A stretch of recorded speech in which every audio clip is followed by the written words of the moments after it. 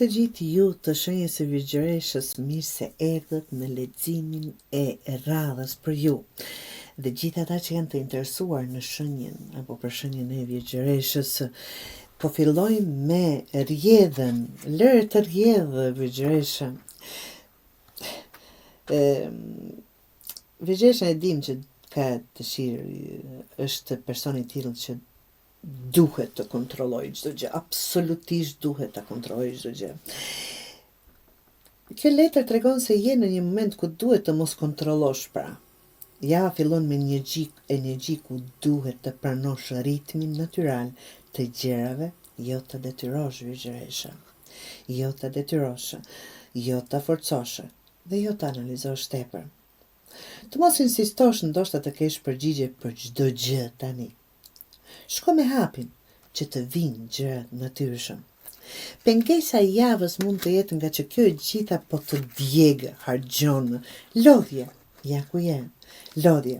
Virgjëreshat e kanë zakon të punojnë shumë, të mendojnë shumë dhe të marrin më shumë përgjegjësi se sa që duhet, apo dhe se sa që mund të arrijnë. Kjo javë tregon lodhje mentale dhe fizike sepse ke tentuar të kontrollosh apo të përballosh shumë detyra njëherësh. Çfarë mund t'ju them për këtë letër që t'ju ndihmojnë të dashur Virgjëresha?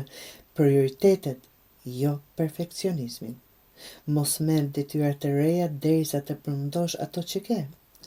Pauzat nuk janë humbje, janë strategji që të mund të mbijetojnë këtë gjë që është kemi bërë në fakt si rezultati i dëshirës për të kontrolluar dhe për të mbaruar shumë gjëra njëkohësisht.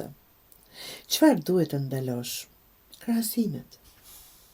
Shikoni, këto dy këtu janë drunj, absolutisht. Por i krahasojmë, secila ka atë funksionin e vet.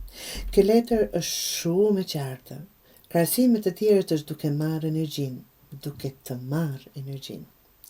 Krahasimi të bën të ndihesh pasjo mbrapa realisht, por në mendje. Në mendjen e juaj.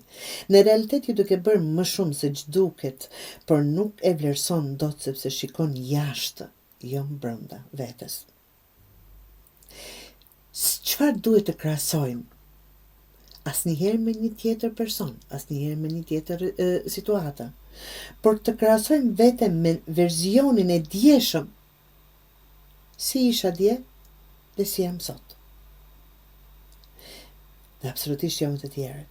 Fokus te progresi, jo te standardi që jepni vetes që duhet të jetë perfekte. Rezultati tregon që vërtet ndoshta kjo lodhje do ju bëj pakës të lëshoheni, ja ku është rezultati pozitiv. Në fund të javës ka një arsye për të gëzuar, lajme të mira që mund të jenë kjo letër sjell, një detyrë e përfunduar, një plan që më në fund po ecën, apo një moment ku ndihesh po, ja dola. Dhe më e rëndësishmja, lejove veten të pushosh dhe kjo solli qartësi dhe progres. Pra, ajo që thotë, nëse ka të bëjë gjithë ky lexim juaj me punë dhe para të dashur Virgjëresha, mos e bëj çdo gjë vet, delego ose thjeshtëso detyrat.